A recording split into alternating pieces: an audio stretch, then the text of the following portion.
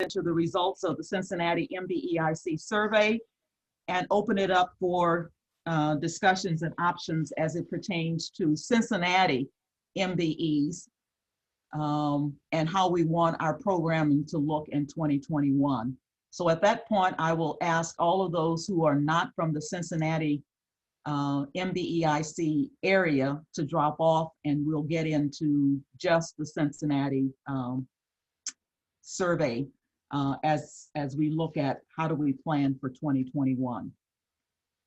Before I do that though, what I would like to do is share with you some dates that all of you from Ohio needs to be putting on your agenda or putting into your calendars and thinking about.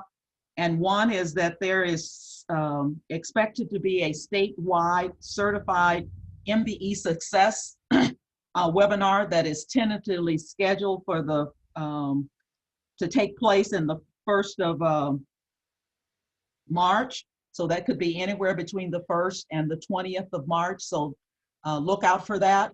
Carl Satterwhite is working that back with OMSDC, and so look for that to be coming out somewhere or another, to take place someplace or another in the 1st to the 20th of March.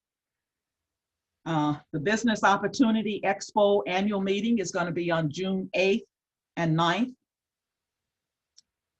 The Supply Diversity Exchange is September 16th, and the annual gala is November 19th. And just based off of everything that has happened here in 2020, going into 21, all of these events, to the best of my knowledge to date, will be virtual. So put them on your calendar, tell your friends about them, tell your new class 1, 2, 3s, or 4s, as well as any new certified MBE about these events so that they can attend along with yourself.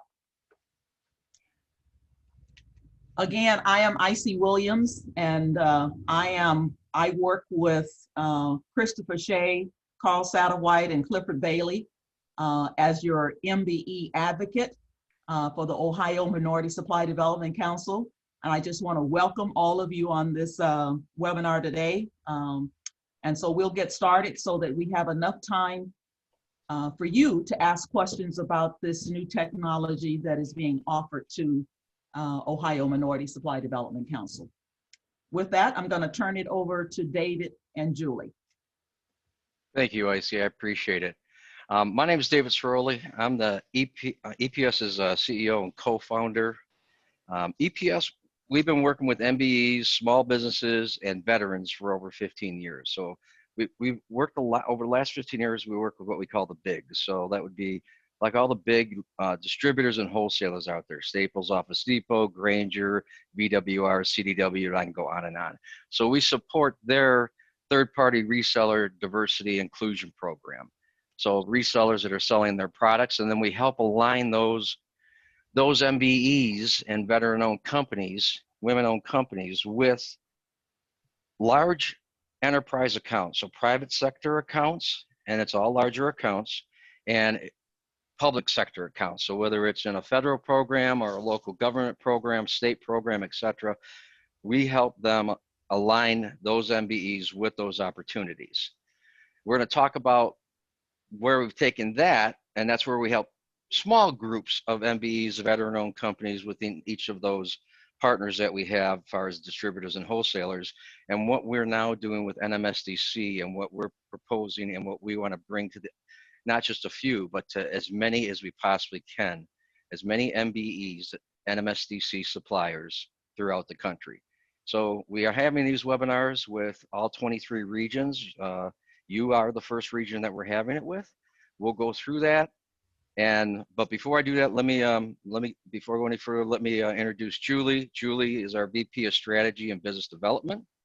And Julie works hand in hand with me. So she's been working with me and Icy and the NMSDC team for a good part of 2020 and putting together different types of initiatives. Lot of heavy lifting we had to do up front to bring this to you today. So Julie, if you can just give a little background, then I'll jump back in. Thanks, David. And thank you everyone for attending today and listening to our presentation. I've worked with David, as he said, for 15 years. I focus with David on strategy and business development, so working with every MBE partner that comes into our organization as a partner. We look at all of our customers as partners, and we look to help you find opportunities to grow your business. Back to you, David. Thank you, Julie. Okay, so everybody's heard the term we're all in this together, and that's true. All the good folks at MSDC, they really mean it, but they can't do this on their own. We are a corporate member, and as I mentioned, we've been working with MSDC to put this together for them. So we really appreciate the opportunity to show everybody what we can bring to you and how we can help you drive more revenue. And again, not just for a few, but for many as we can. That's product suppliers and service suppliers. So we're going to address both of that. As you get to know me and my team, especially me, I'll be talking to a lot of you, I hope. Today's not a normal webinar. It's what I call open air. It's not when you sit back and we just do a ton of talking and, you know, join this and be part of this and things will be great. We understand everything that's gone on in 2020. As I mentioned, we've been working with small businesses, MBEs, for 15 years. They're taking the biggest hit. And that's one of the reasons that we've taken extra steps to help out and see what we can do, not only to recover what hits we've taken in 2020 and our MBE partners have taken, but also how can we grow and continue to grow going into 2021. So I usually end with a conclusion, and instead of ending with a conclusion, it's usually a little story. I'm going to start with it, and I was on the phone yesterday with the tri-state region of MSDC. One of their board members, he's an MBE as well. Actually has a medical product, he's a medical product supplier, very well versed in the procurement market. And this is how we ended, this is what he said, and we kind of summarized it at the end. He said, David, when we launch this e-marketplace in our region, we're going to get a lot of pushback from every buying organization and company. It's the kind of pushback we like. That was a good comment. Usually pushback usually means a bad thing. That's a good thing. We said the e-marketplace that we're bringing and the added solutions you're going to see today takes away every reason we've ever heard from buyers, and I'm sure a lot of you have heard them, of why we can't buy from small businesses and MBEs. We really get excited about that part because we've heard it over and over and over throughout the years. And when EPS and our partners step in, no matter what that business says, we say, yes, we can do it. And that's the beauty of that. So when I was talking to, his name was Richard, he said, they're all going to come back with the same, well, we can't because. Well, all the becauses, or we can't, but we love to, but those are all gone. And you'll see how we're able to do that and what we're bringing to the Ohio Council. So the first screen you're looking at here is called, it's the National Diversity Veteran Small Business e-Marketplace, so NDVSB for short. So, and if you don't mind, Julie, so the e-Marketplace, we put this together, and this is, if you're familiar with eProcurement, like Ariba, Coupa, and those guys, the front end of this e-Marketplace, that's what that is. But we'll talk more about that at a high level in case you're not familiar with that. So I'm going to go ahead and move this over to a different screen. So the market has absolutely changed. As you know, as you can imagine, all of us keep a close eye on the market. We keep a very close eye on the market. We have to understand what's going on the buy side. We get buyer signals every year from hundreds of buyers out there in the public sector and private sector of what their needs and requirements are. 2020 has pushed us into a whole nother area. Unfortunately, EPS has been in that area for the last 15 years. And we're specific to B2B and B2G. The buyer demand signals from that point, especially in 2020, and it started back, a couple of years ago, but it's mandatory now. They are saying we require an e-marketplace or an e-procurement type experience to buy from the small businesses. We can no longer go and purchase from multiple e-commerce sites, go outside of our purchasing and financial processes. And we want to meet our diversity spend goals, but we have to have that. So that's all the, well, we'd like to, but, and we want to buy, but we can't because. Well, we've taken all that away, and we're bringing that now to the Ohio Council to say, now every MBE is going to be able to tell any buying organization, we can do it. Go ahead, Julie. So we all sat back. We talked a lot over the, and try to compress this presentation to, again, where it's just open air. And I'll take questions as we go, or we can take them at the end, whatever the team decides. But we all know the market has changed, and we all know we had a pivot. EPS had a pivot to a point to where we said, okay, we're helping a lot of MBEs and veteran-owned companies and small companies with those distributors, the bigs that I talked about earlier. But we need to make a change. We have to adopt the e-marketplace technology, and we have with the council. So that we really need the Ohio Council and all the other councils that are interested. We really need them to adopt this e-marketplace technology. That is what the buyers are requiring. And this is just one scenario. We're going to talk about 3 scenarios, and we cover all of them. So our first goal is to have, we want all of the MBEs that are interested. We really want to get back to the council and Ohio Council and say, this is definitely something we need and we would like to do. And I'll be having a call with the president hopefully next week, and we're recording this for her right now. So, but the more of you that come and say we want to participate, the quicker we can get to it. And really, as we all know, time is of the essence. So a lot of our small businesses are in a lot of trouble. So this is where we can help. Julie? So we have gone and we've built, and that's why I said it's a heavy lifting. We had to put together some very large funds, and we put together multi-million-dollar funds. So we're able to build what you're looking at on your screen is an e-marketplace for every single region. So 23 regions. So Ohio has their own e-marketplace. And what does that mean?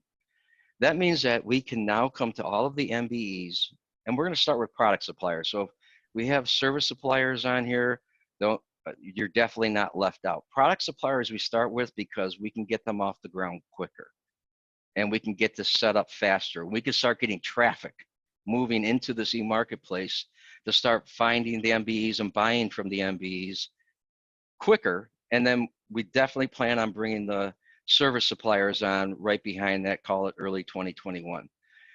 So I'll come back to this, and I'll talk a little bit of detail about this, but for anybody that's on the phone that is somewhat familiar with eProcurement, like I said, of the Arebas, the Coupas, the Unimarkets of the world, that's what this front end that you're looking at, that is what our e-marketplace is.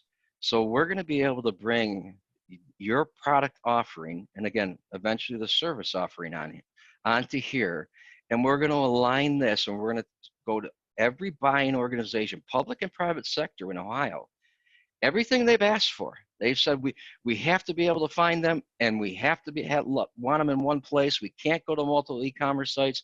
And then they gave extra criteria as we go, and we know this, we've heard it over the last 15 years, and certain, depending on the buying organization, we have to have specific requirements. So we love the e-marketplaces. We love a community one, but we need, and I'll get to those but we needs later. We covered those too. So step one is, yeah, we really want Ohio to say, yes, we want to adopt this. We want to bring this into our portfolio. This is at no cost to the Ohio Council. EPS is funding the entire program. And as I mentioned, it's multi-million-dollar market value. So this is what we want to bring to all of our MBE partners. And I'll come back to this in a little bit. Julie? Now, as I mentioned, we're all in this together. So the other goals, we have to make the MBE partners, the MBEs in Ohio, we have to make them visible. I want to make, this is specific, this is MSDC certified suppliers. I want to make sure we say that too. It's specifically for you. And as I mentioned before, the other goal is we have to make sure we meet any buying organization's requirements. So if they say, love to buy from the MBEs, but anything after the but, we say, no problem, got you covered. As you can see, I'm not as politically correct as some people, and I really get to the point and what's in this for us? How are we going to do this, and what does it cost? We're going to get to that because we're funding that piece too. So I'll talk to that about more detail. But yeah, we all have to come together. I need as many MBEs as possible. not just for this program. EPS has other programs. We can't talk about that today. We don't have time, but for qualified MBEs, we can bring them to some of our other programs like our federal program.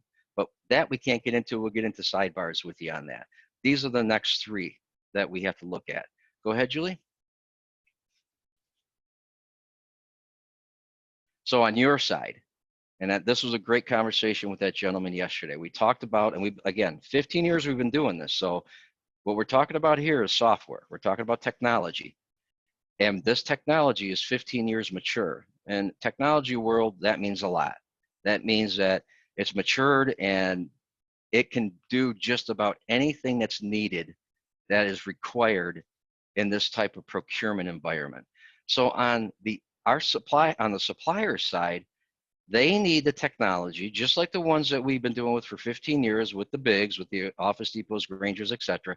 They need this technology in order to participate in this new world of e-procurement, e-marketplaces, and especially e-marketplaces. And all of them that we work with, a majority anyhow, are small businesses. I get it. EPS was a small business at one time as well.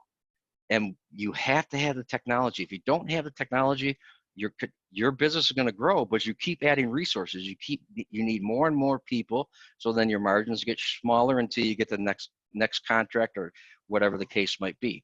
So what do we do instead? We have to have the MBEs have to have the technology that is going to allow them to grow, but not add additional resources. And if they do add additional resources, that's a good problem. That means you've grown 5 to 10-fold before you have to add any employees to your staff. Sounds kind of a bold statement, but you'll see as we go along, that's what this technology does. So on your side, in order to participate in any type of e-procurement or e-marketplace environment, this is what, and the e-marketplace for Ohio is what we built, you would need the EPS eConnect technology.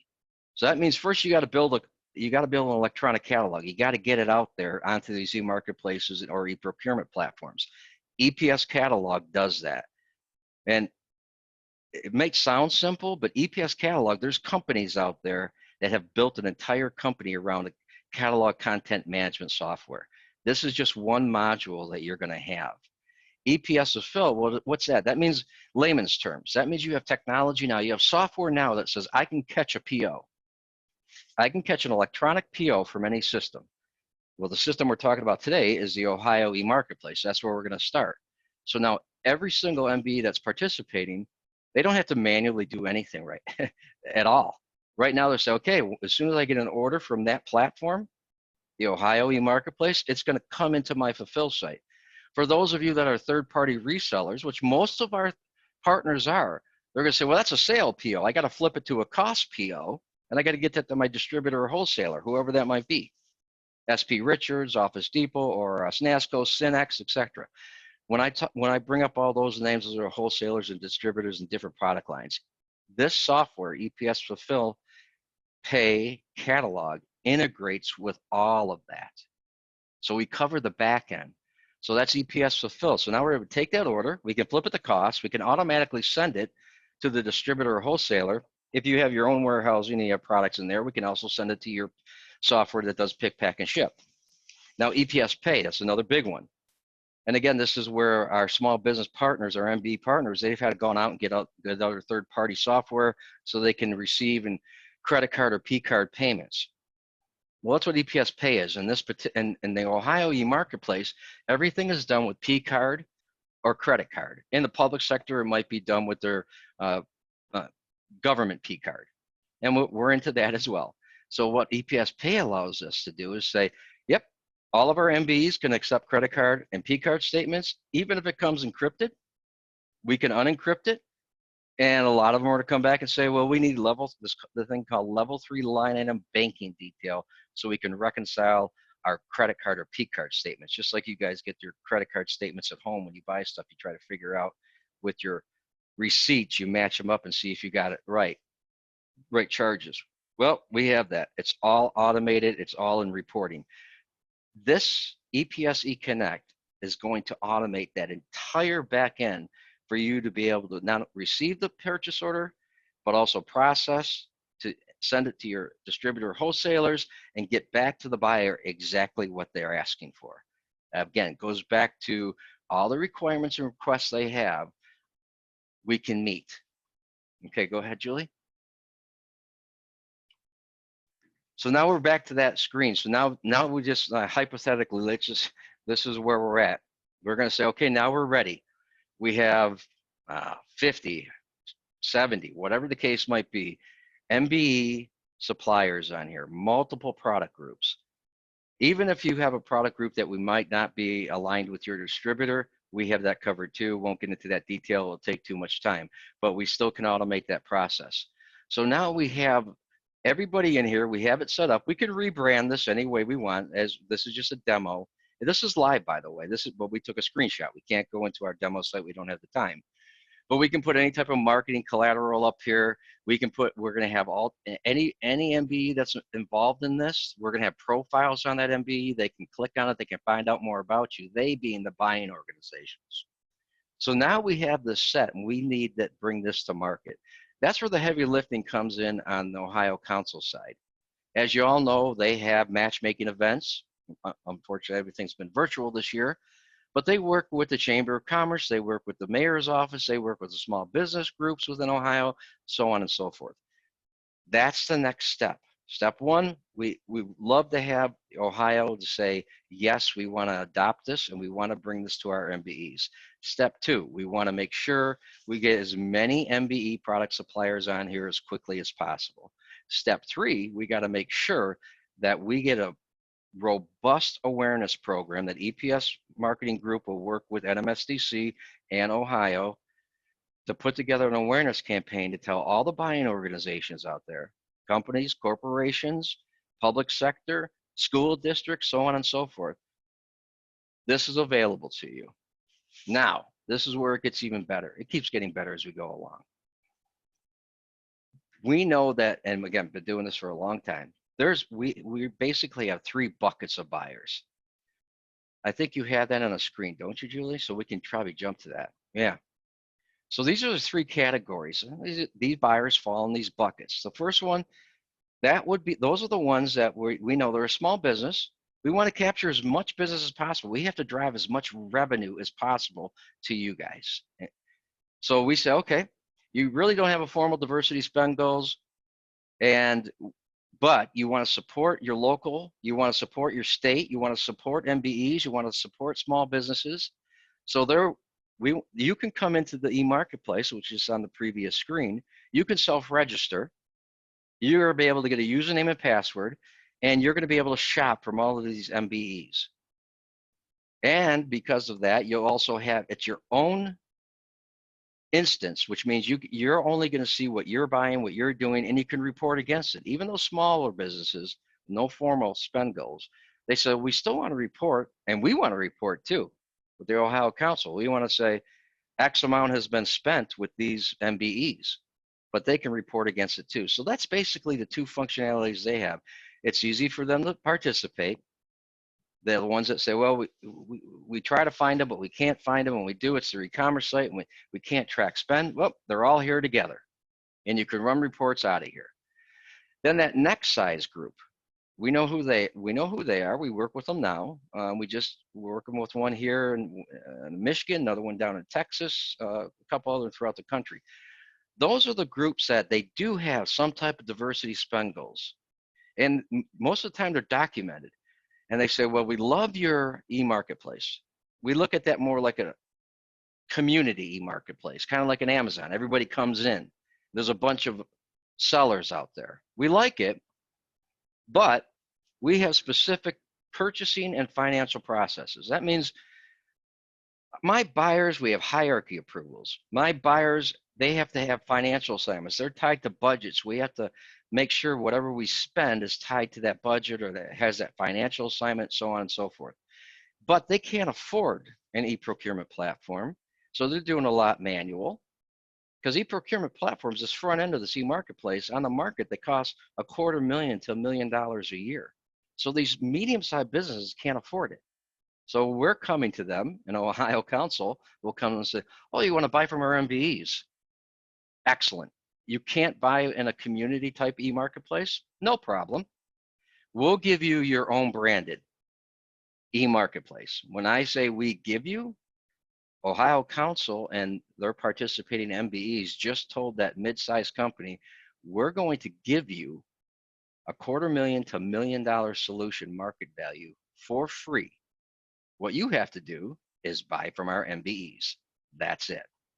So now they're going to have all this functionality that we know these medium-sized buyers demand, and large buyers, that large organizations, and even, like I said, school districts and such. That's a pretty good contract to have. Those are good buyers you want coming and buying from you. They can't afford this type of technology in a marketplace like this. So when I say they brand it, they have their own version.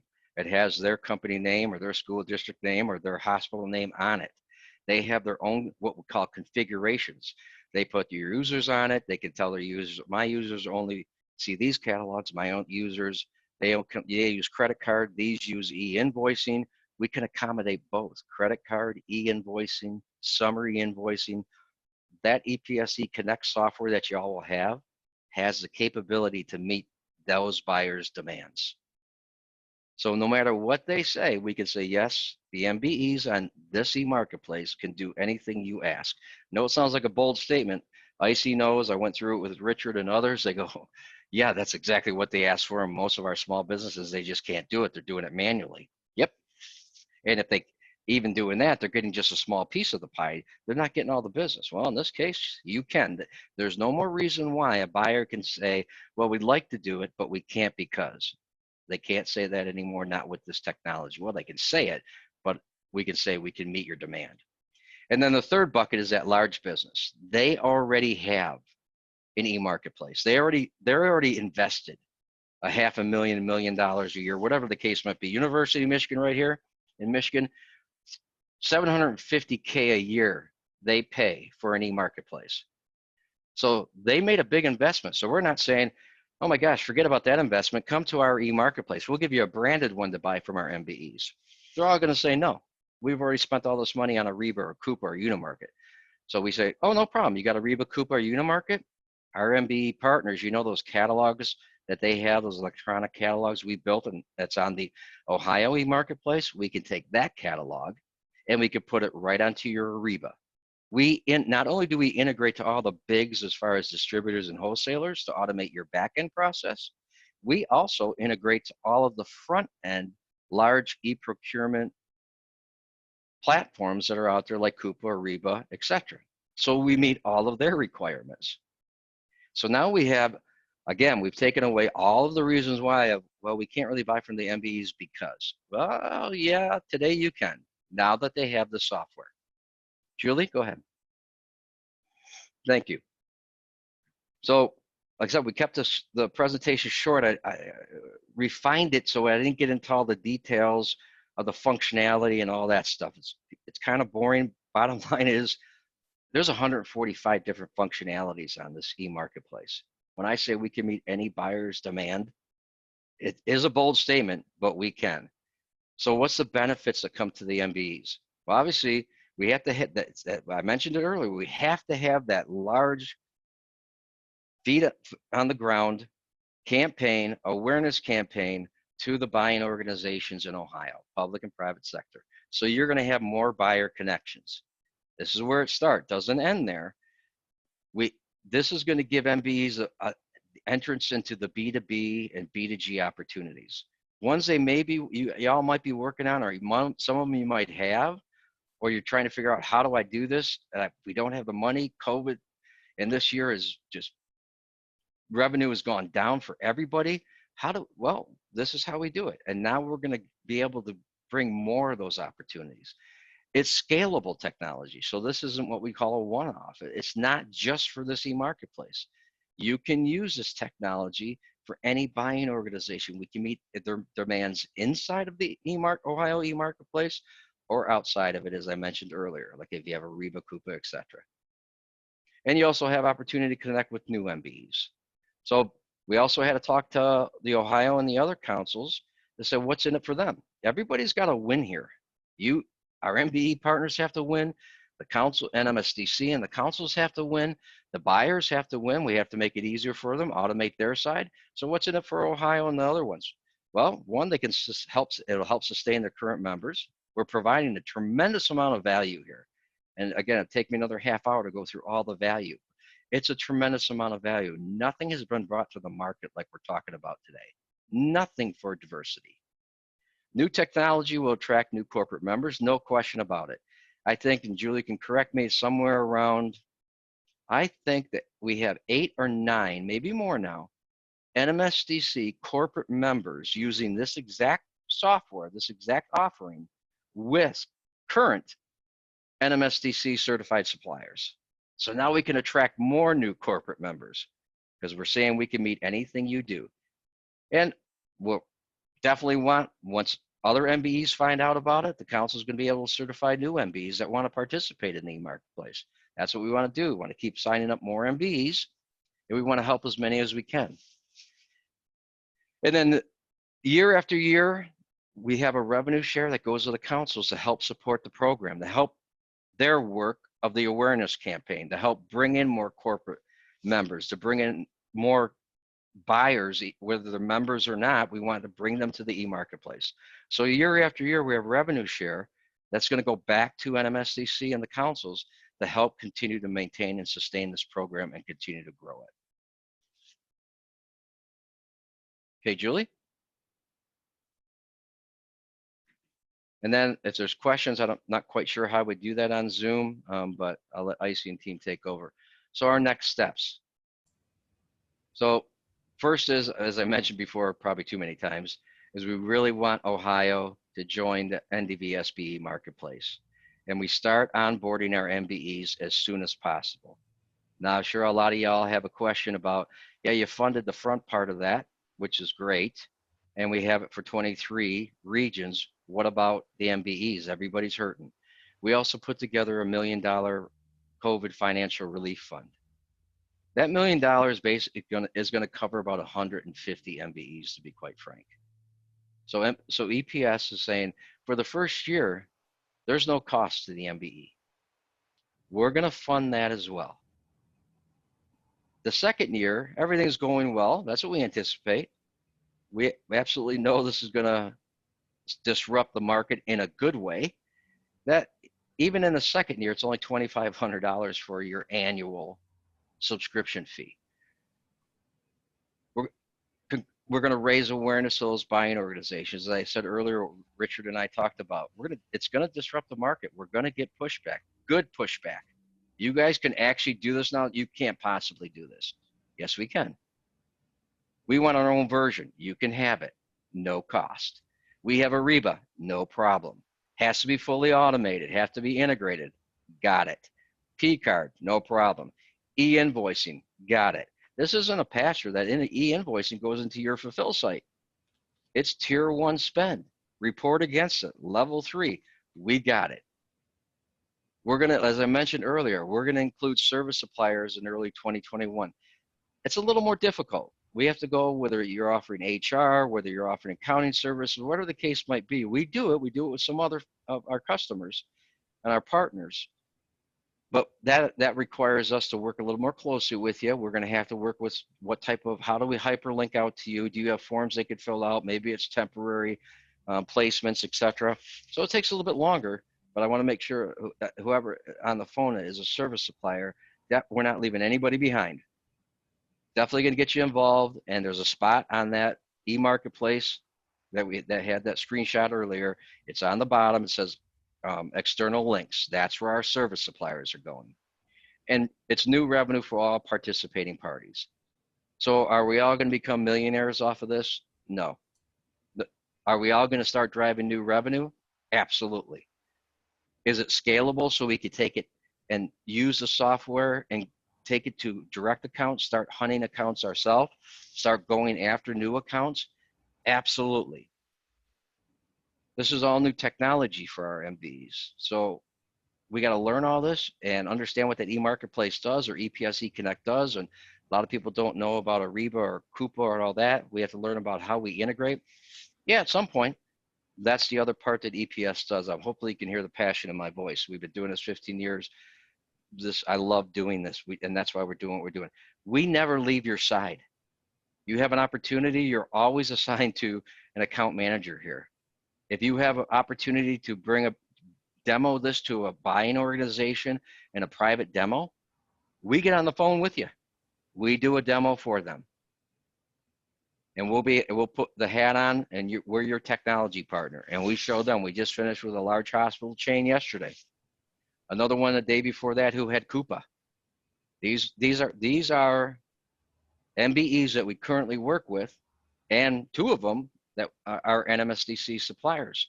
So we have a lot of our MBEs and our third-party resellers are already MSDC suppliers. As I mentioned before, we're helping quite a few in the hundreds, but we want to start helping in the thousands. So that's where we're at today. Those are the next steps we're looking to take. We're trying to get as many people involved as possible, and people in your companies, MBEs. And then we want to take it back to, as a group, individually, through IC, etc., back to the Ohio Council, say, we really want to get this going as soon as possible. As you can see, it's funded. We have the $1 million fund. That only goes so far. There's 150 we can get on. That goes across all the regions. We're working on potentially other funding, but even if it's not that expensive. Trust me, EPS is all in on this. Like I said, we'd never leave your side. We will find a way, even if the fund is used up, to get our MBEs involved. David, okay. I want to thank you very much. There are some questions, and so I'll just start with the questions that are in the chat box. I asked individuals to put questions in the chat box, so I'll start with those that are in the chat box. And if there are other questions, participants, please put them in the chat box or raise your hand, but I'll start with those that's in the chat box already. And you may have answered this one already. Is this database a companies for connecting bigs to suppliers? Or is this a database and an electronic data interchange to allow an eProcurement and payment? And does it cost MBEs? So that's a great question, because that question is, there's a lot of databases out there, whether you're talking about Supplier Gateway or Connexus. Connexus was just acquired by Coupa. Those are databases that have a lot of the as you know, MBEs in it, diversity suppliers, and they say, hey, big companies, come in here and find them. Yep. Very familiar with Supplier Gateway, know Ade over there, know the folks over at Connexus. Matter of fact, when they were acquired by Coupa, EPS is a certified referrer partner to Coupa. So the answer to the question is, no, it's not a database. We took it a step further. We said, it's a database, yes, of MBE suppliers that you can buy from, but we're also going to give you a way to buy from them. So no matter what your requirements are, we can meet them. So we want to take it a step further. We want to be able to say, now that you found them, and I know I'm being too direct here maybe, but okay, start buying from them. So that's exactly what this does. And as I mentioned earlier, no matter what their request is, we can say, we can meet your request. You want your own branded site, or you already have an Ariba? No problem. Okay, hopefully that answered the question. And does it cost MBEs? Yes, there is some cost, but as David has indicated, there is a COVID financial relief fund that will cover a certain amount of MBEs, but to get this up and running. But that will all be discussed with whoever the MBEs who are interested in coming onto this platform. Absolutely. And you know what, I say on that point, we also want to mention, how does EPS make money? Obviously, we're not a nonprofit. So for this program, we have a 2% transaction fee. Now, I know a lot of people go, oh my God, I can't give up 2% of my margin. We've been doing, like I said, we've been doing this for 15 years with MBE. So we just kind of take a step back. I'll slow down talking a little bit. 2%, we have to think about that 2% of that 2% is now will help pay for that new infrastructure for your company. We have to adapt. We have to, analogy, we have to put an addition onto your business, onto your house. We're putting in a technology addition on here. Now we have to fill it Well, we're going to fill it with all those demands. And wait a minute, I'm going to get more business. Yep. And you're going to have more orders you have to take care of. Yep. That means I need more people. Nope. We have to stop thinking about, I have to have more people in order to process those orders. The software does it. That's the integrations we talked about, the front end, the back end to your distributors, credit card, P card processing, e-invoicing.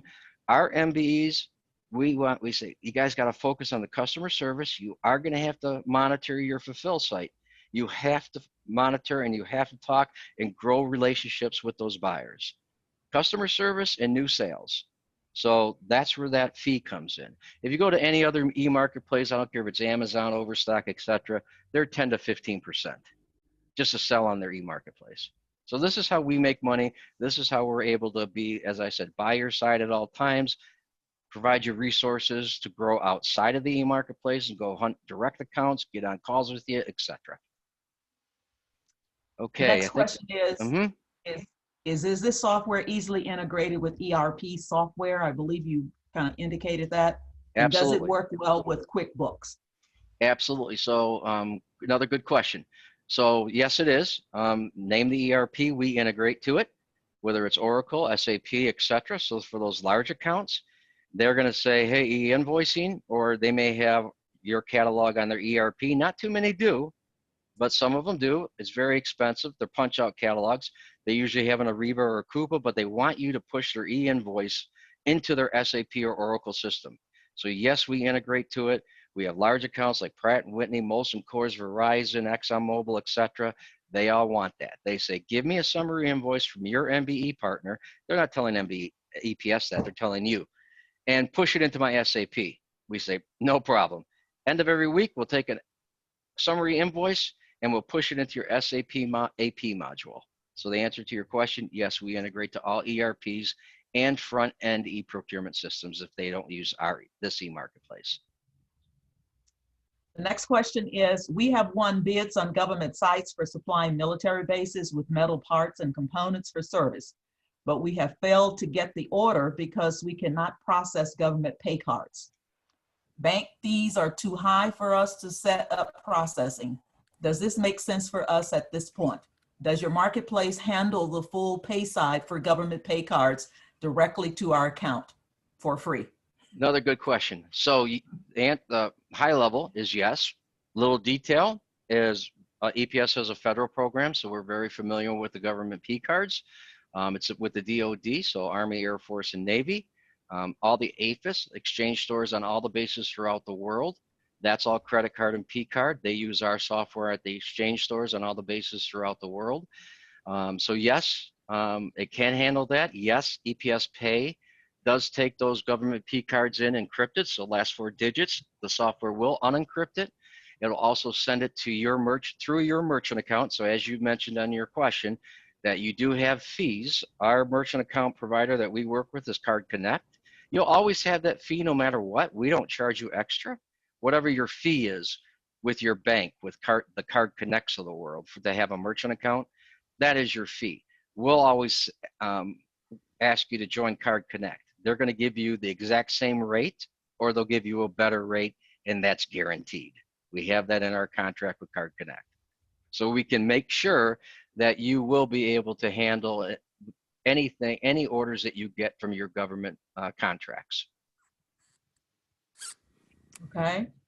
The next one is this live now? And can we go in and pursue the site? How can we test it or try it on for size? Okay, so is it live now? It's live in our environment. So yes, we have a live environment, and we've already done many test orders. It is not alive for the Ohio Council. That's our first goal coming out of this meeting. We're pretty confident we'll be able to move forward, but more of the MBEs that talk to the Ohio Council and say they want to participate, that's even better. As I mentioned, I'll probably have a call with the president next week. And if we get the green light, step 2 is we make it live. Step 3, we start onboarding MBEs.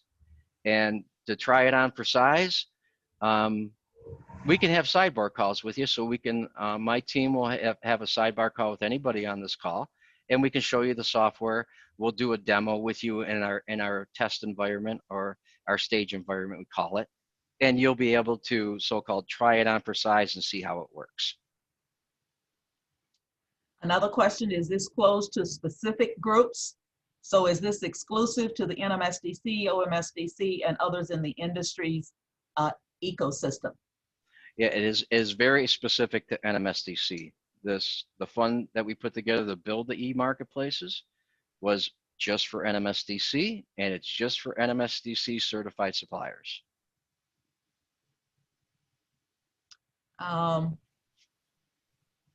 You mentioned you have to bring to the buyers qualified MBEs. What are qualified MBEs, considering you are looking to include certified MBEs only? You are all qualified MBEs. For the Ohio e-marketplace, every MBE is qualified. The ones that we have that we invite to our federal, specifically, this is just one of the programs, to our federal DoD program, qualified, we have certain qualifications you have to have, and that comes from the Army, Navy, Air Force, etc. That certain revenue, familiar with public sector, product line that they're required, so 10 different product segments. So again, sidebar conversation, if you meet those criteria, and those criteria revenue is usually 4 million or more, then we start talking to you not only about participating in the Ohio e-marketplace, but we can invite you and see if you're a fit for our DoD program for all the Army and Air Force bases in the country. And so I'll just add to this. This is a national partnership, a national NMSDC partnership with EPS. So it is primarily qualified buyers is only certified NMSDC MBEs at this point in time, okay? Now, Okay. hopefully there will be, based off of the ability of this program, that others will see the benefit of it and want to come on and be certified by OMSDC. Then there's an opportunity for non-MBEs to come to Ohio Minority Supply Development Council or other regional councils and say, I want to be certified by NMSDC. And then they will come on board as a certified MBE. Thank you, Okay. IC. I just Okay. read Kendra's. I was able to pull up the chat here. So Okay. So answer to your question is yes. So for those of you that already have an e-commerce site, can we just take all the images, pricing, etc., from your e-commerce site? Yeah, most e-commerce sites will allow you to pull that file. You already had a file actually to build it, so we would just ask you for that product file. We make it even easier for those that don't have that capability. We just send you an Excel spreadsheet, and from that spreadsheet, we're able to create your electronic catalog. So you do not have to manually load product information. Again, we automate everything you do.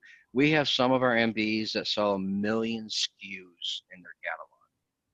EPS catalog is so robust, it allows them to manage those 1,000 SKUs, and I'm not kidding, I never kid, with a couple pushes of the button. Different rules, different price sheets. I sell to this one for this price, I sell to this buyer for that price. I want to put it in categories, I don't want to change margins by line item. Absolutely. There's no manual process, and we're going to help you manage your catalog content data very easily. That's EPS catalog, part of EPS eConnect. Go to the next one. How do we get our catalog into your platform? I think I answered that. Those will be our sidebar conversations. If you're interested, my team will start connecting with you, and it's one of the two ways. Our MBs will send us a file that they had when they built their e-commerce site, and we just push that right into EPS catalog, or you will send you an Excel spreadsheet where you can put that information onto it no matter what format you have. We'll change and fix the format so it turns into an electronic catalog that you can put out on the e-marketplace or any eProcurement platform. Luana, Is this site only for MBE selling products? I think I answered that, but I'll one more time. No, it's not just for selling products. That was one of the big keys. We wanted to make sure we didn't leave anybody behind. So it's for services as well. As I mentioned earlier, service is a little more difficult. We're going to have to hyperlink out to to your site, what services you offer. And will you need all that software that we talked about, EPSE Connect, to do this? No, you won't. You're a service, so you won't need all of that. But yes, if buyers can find you, and we'll build hyperlinks. We have ones that, for example, they say they do cleaning, carpet cleaning, and so on. We actually hyperlink out to them. The buyer fills out the form, and it goes right into their system. So that's why I say it takes a little bit longer with our service suppliers, because some of them actually have some type of integration capabilities that we can match up to forms that they have to order their services. Okay. And as David mentioned, you know, that services is looked to be brought onto the platform somewhere in early 21. So so it's not there specifically for all of services today, but look, you know, it will be inclusive of both products and services. Absolutely. I don't see any more questions in the chat box. I see Kendra just sent one more. Okay. Great question too. What sort of metrics will be captured so that there's some visibility to how many buyers and MBEs are using the platform? The metrics are 100% reportable. So the metrics that are captured are not only the buyers that are out there and who is coming on, because again, first bucket, self-registration, we'll know how many self-register and who those buyers are, make them visible to obviously the MBE partners that are participating. Section bucket 2, those that have their own private version, like a small hospital chain or school district. We absolutely tell you who's joined. And again, those, they can pick which catalogs they move over. So of course, we'll encourage everyone to, you know, work to participate within their own private version. Bucket 3, same thing. Hey, this group has a Reba or Coupa. Just had it happen the other day. Was on with another group. MBE partner said, I brought up a demo site. They go, hey, wait a minute, we sell to them, but we're doing everything manual. I go, well, this demo site is because another MBE and MSDC supplier sells a different product line. We integrate to their platform, so now you can too. So we'll show you that group as well, and now you have the technology to sell more. This gentleman I was talking to yesterday doesn't sell much because he's not integrated. Now he's going to be able to sell more. So great visibility, and not only for the buyers, and not only for you to see who's out there, but also for the buyers. They have level 3 line item reporting that they can report against their diversity spend goals. Level 3 means it's auditable. We're CISP certified. So that means that it picks up every order, every cancellation, every return, no matter who audits it. They get 100% auditable information of the diversity spend. That was a big ask. Obviously, we had to provide that to our government customers because that's a major report they turn back into, in this case, upper command, so they have the funding and they get all their budgets remain the same, that they met their spend goals. Okay, so we're at 1:55 based off of my timing. But what I want to do, and David and Julie, I really want to thank you all for sharing this with the Ohio MBEIC group, which includes all Ohio.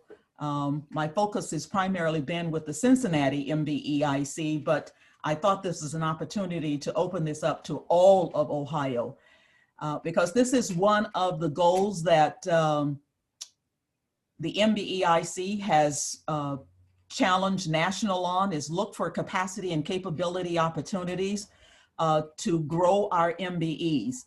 And so as Kendra has asked that around metrics, one of the metrics that I will be using back with EPS on this is how is this showing up as a growth opportunity for our MBEs? So I will be tracking it from a metric standpoint, looking at it from, you know, class 1s, you know, what has been the growth for class 1s to class 2, to class 2 to class 3s, class 3 to class 4s, and et cetera. Because I believe that this primarily can bring an additional opportunity. It's not the only opportunity, but this potentially could help us with that capacity and capability building for all of our MBEs across NMSDC. one last thing. Is there any final questions on this? Because we have not gotten into the Cincinnati survey at all. Is there one last question on the EPS before we move forward? I see. I had one more question I put in the chat. Is the $1 million covering MBEs in just Ohio or nationwide? That is nationwide. Okay, thank you. You're welcome. Julie and David, any last comment? No, thank you everybody for your time. Thanks for participating. If you have any questions, this is all recorded. We'll also send out the presentation. Contact information is at the bottom of the screen, so you can contact any of us on our team and we'll get right back to you. We look forward to hearing from you. Right. Thank you, Icy, So, and everyone for listening to our presentation today. thank you, Julie. And so for those participants who are on the line and you think this is something of value to you, get back to your MBEIC chair and chairs. That is Christopher Shea, Clifford Bailey, and Carl Satterwhite, along with myself, and talk with the president, Jacqueline, as well as Lynn Lewis, who is your program service MBEIC manager, about how do we get this adopted for the Ohio Minority Supply Development Council.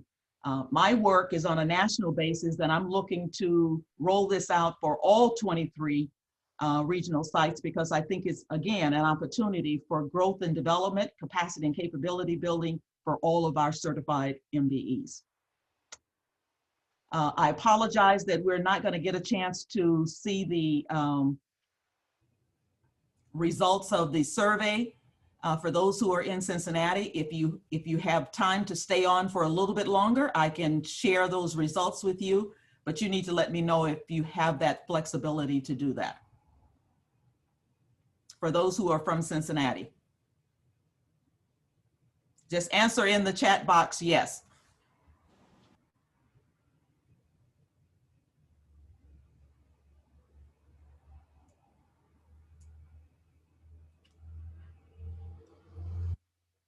Okay, then what I will do is I will just take the opportunity to share that with you.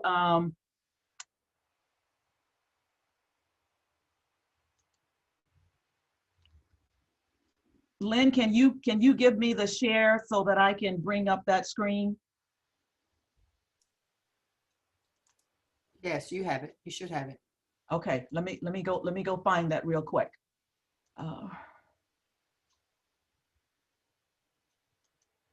I thought I had it out, but I guess I didn't. Okay, let me go find it real quick.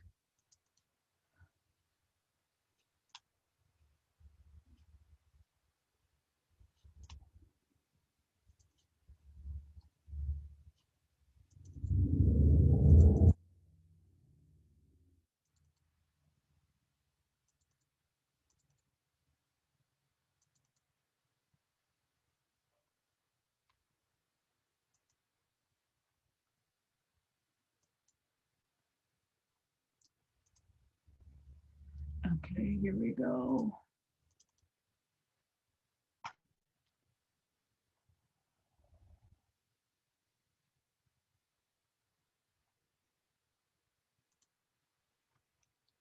Can you all see that? Yes. Okay, so this was the results of Ohio, Cincinnati, Ohio MBEIC survey results. I sent out through SurveyMonkey to roughly about 118 MBEs for the Cincinnati area. As you can see, there were about 14 responses. 2 MBEs opted out. We had surveys that were not completed by 100. So we only had roughly 14% of 118 respond to the survey. I want to give you a sense of what the questions were with percentages, and then also get into some of the data around what the MBEs who responded said we might want to take a look at in 2021. So these were the questions where there were that talked about how long have you been with OMSDC? So 86% was more than 2 years. What is your classification class? There were 67% 1s, 17% class 2s, and the balance of 3s and 4s were corporate plus. Question 3 was, how satisfied are you with OMSDC, MBEIC? 46% said they were certified, 46% somewhat certified, and 8% not certified. How well does the MBEIC committee meet your goals? 33% very certified, satisfied, 46% somewhat satisfied, and 17% not satisfied. And then in between that are some content questions, but the last question that was just satisfied or not satisfied was question number 8. How well does the MBEIC committee meet your needs? Again, it's 36% extremely satisfied, 29% satisfied, 14% satisfied, and 21% not satisfied. So if you see, number 4 and number 8 are roughly about the same question, and there was a little bit different response. One was question number 4 and one was question number 8, okay? So that was interesting.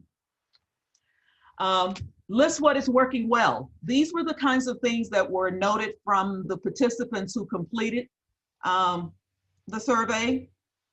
And I won't read them all, but access to the MSDC Zoom calls, the matchmaking, local meetings, regularly scheduled meetings. The MBEs indicated that the cost for being a member is reasonable, but they're not experiencing benefits or business due to the certification. Networking with fellow MBEs. There's a typo in the next one. Unlike the past, there is consistency in the events offering on a monthly basis, and then consistency and passion of the leaders.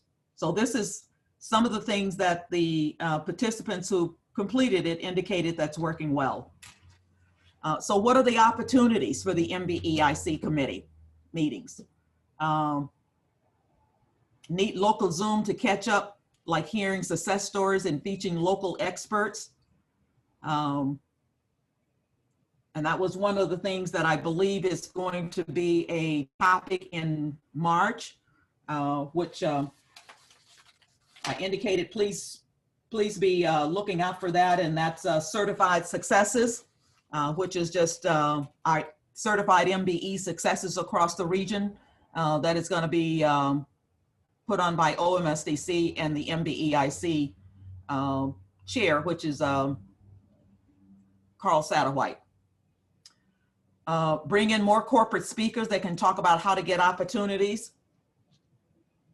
The concept is great, however, it does not provide the support I need for success, such as development, connection, and advocacy. And then these were things that were listed underneath that. I don't know what the mission for the committee is. Network and seek support as needed. There was one who indicated not sure overall what the MBEIC committee is. And then how do we turn these opportunities into sales and capture the success of the past to create playbooks for MBEs of the future, which goes with number 1, like hearing success stories and featuring local experts. But this one is also capturing what Carl is expected to do in March. I'm going through this quite fast because we are already past the time. For those who want me to send this out to them across Ohio, across Cincinnati, I will send that out to those who are part of the participants today. Provide your key ideas for improvement, mentoring through partnership of large and small firms, more opportunity to discuss opportunities for growth. So that was part of what I thought I would bring to the MBEIC today, was looking at potential opportunities for growth. How do we, as a council for MBEICs, do things on a common platform where we work together to deliver OMSDC value proposition on a local need? There could be an opportunity where there's a corporation who has an opportunity. So how do we come together as a MBEIC and meet that need? So whether that's outreach, clearly explaining how the certification specifically benefits our company, more engagements of our corporate members, transparent success and failure sharing. Once the opportunity has been determined, develop working groups to take it from there. Except for a few months, we kind of dropped off with meetings. Consistency should be the key. It is in person or virtual meetings, information sharing and strategic growth plans. So in connection with question number 7, this is number 8, please provide other ideas and suggestions of where do we go from here as we plan for 2021. I think they get back to a lot of what was stated in 5, 6, and 7, bringing in more guests from state, local, and business development departments, and then really expecting those guests to really talk about the opportunities.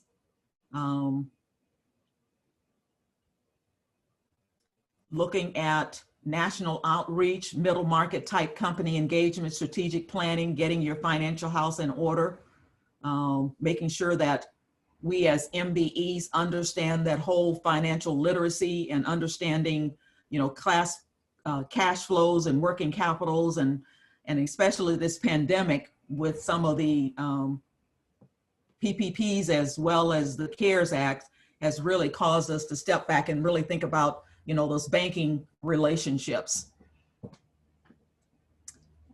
Stretch to model a minimum of 1 MBE to MBE team contract award. So how do we as an MBEIC really think about coming together and doing that as a team, as a committee, and utilizing our MBEs? The last one is a culmination of, just disappointment in terms of activities and involvement of our Ohio corporations as it compares to other councils, and really ensuring that when our corporations do come, that they're talking about business opportunities or providing opportunities with their prime tier 1 suppliers, so that it's really about opportunities versus how to do business with that company. So this was the information that was gathered from the survey.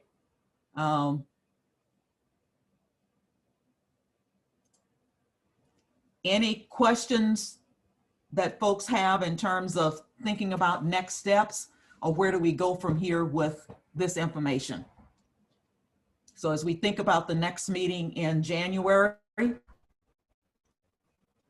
the thing that I would emphasize to you to get at least one of the questions around consistency is we made an agreement back in September or October of 2019 that our MBE meetings would always be the second Tuesday of every month at 1:00 p.m.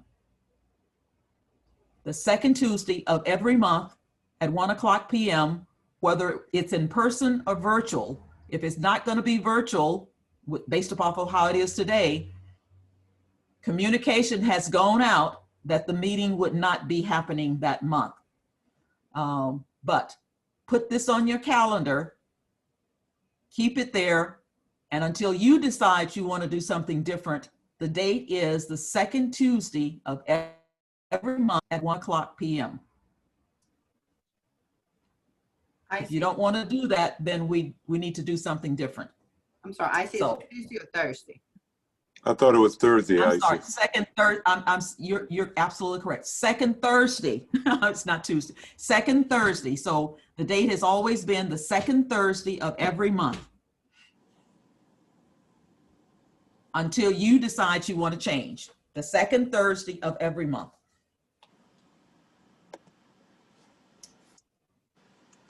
So based off of what people have said they want to look at for 2021, what do you want the January meeting to be about? Actually, this is George. What I propose is that we use that meeting.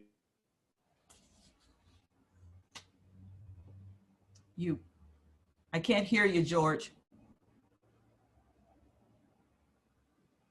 George?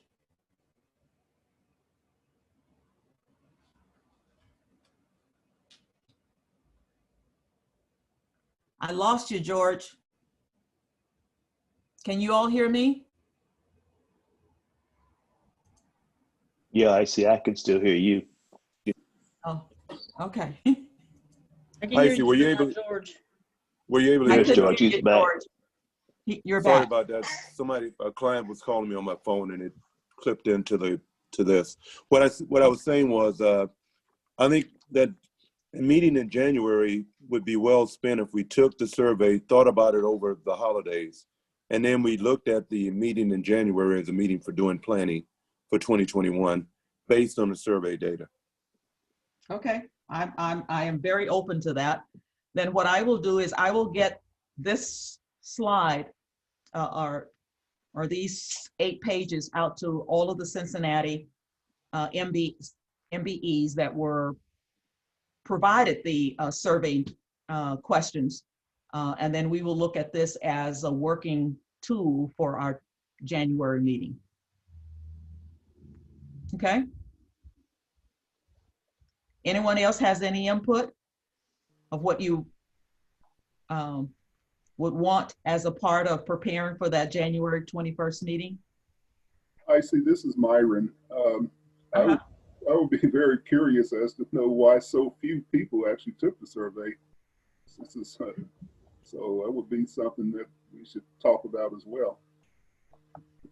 Well, I think that's part of what we'll get into is why do we have so few MBEs attending the MBEIC meetings, and what do we need to do differently to get them excited or engaged or understand and know about it or whatever. I don't know. I'm looking for you all to help. And bring your out of the box thinking associated with that. So yes, I was a little disappointed, especially since we've got 118 certified MBEs within just the greater Cincinnati area, and only 14 responded.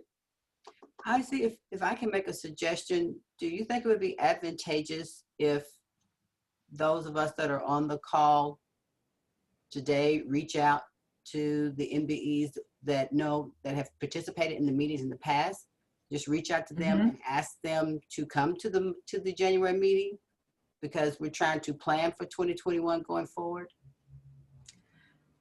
Oh, absolutely. And then other thing, Lynn, what I was going to do was ask if you could help from a standpoint of utilizing the individual that you all use for other events to maybe do a phone call to the MBEs to talk about the importance of this meeting in January. She was a contract employee or a contract person. Okay. So I have to check with Jackie to see if she would be available for that. Okay. That could be an option, but I have to just check with her schedule availability, and then, check with Jackie to see if we could contract her to do that. Oh, absolutely. I mean, I believe it's imperative that each one of us as an MBE reach out to 1 to 3 MBEs and invite them to the next meeting. So we try to use that behavior as part of each of our meetings prior to the pandemic, but just have not been able to do that since March. But yes, that is absolutely important. If everyone on this call today did that, I think we would end up with more. And those who don't feel like, I think it's some of this piece around not quite understanding what the MBEIC meetings can do for them from a business understanding or development understanding, and don't feel like it would meet their needs. So I think all of that's wrapped up in why there is a low attendance as well as low participation with the survey. I see you do an excellent job of leading us. And I'm just, I was having thoughts around what you just mentioned about people. One response was, I haven't had any interaction. The other one was, I don't understand. Is it possible maybe to put out just something to that distribution list saying, just helping them get grounded very simply in what the MBEIC is about and really what we're looking at, and then let that feed into the importance of people attending next time. Right. So this is what I'll commit to is I'll have a discussion with both Chris and Carl and with Clifford around how to get this messaging out prior to the next MBEIC meeting. That would be great, because either hopefully here in Ohio or somebody has kind of a snappy something to say really why this is important, and it's very compelling. Right. That way we can take that as we reach out, as Lynn had said, to other people and use that as the basis for our discussion. Right. Okay. Sounds good. Kind of like a message track almost. Right. Thank you. Absolutely. Appreciate that. Thank you. Hi, Ms. Williams, can you hear me? Yes, I can. Who's speaking? Hi, I'm Toby. I'm a new kid on the block here Okay. at Eastern Personnel. Okay. But I come with a wealth of knowledge in my lifetime. And so this is my first meeting. I've been with the company since October 1st now. Okay. So I was very interested in being on the call, being on the meeting, and to see. But I agree with George. I don't really understand at this point what's being done, how it's being helpful. I'm sure it is. I'm from Cincinnati, but I've been gone for 30 years. Mm-hmm. And but I'm back now. Well, welcome back. Thank you. And I'm looking forward to just being instrumental in helping. Okay. Well, thank you. I appreciate that. And so I will follow George. You know, he's got that wisdom that reaches beyond. So appreciate that, George. Yeah, great. And so great insight. And so maybe we get a chance to do some more networking above and beyond these Zoom meetings, and be able to utilize the strengths that people bring. I mean, I was in Atlanta with LaFace Records, and then I've had a long tenure with Nissan, Kia, Toyota. So just really excited to see what I can bring to the table and what, what we all need. Would appreciate that. And I really do appreciate all of you who stayed on the extra time to at least walk through this and help us understand what we need to do for the January meeting. And I look forward to seeing